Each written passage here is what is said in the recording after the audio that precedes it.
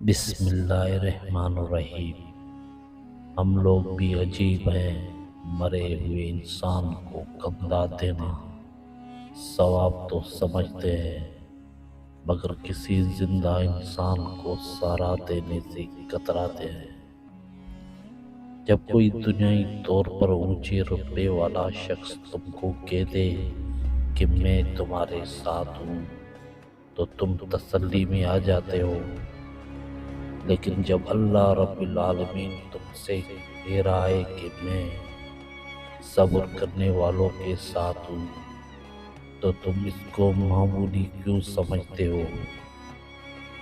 اللہ تعالیٰ ہماری منصوبہ بندی کو اس وقت توڑ دیتا ہے جب وہ ہمیں توڑنے والی ہوتی ہے۔ اس کے فیصلوں میں حکمت ہے، نہ کہ ہماری خواہشات میں۔ بس اللہ پر بھروسہ رکھو، جو ہوتا ہے اس میں کوئی نہ کوئی مصلحت ضرور ہوتی ہے۔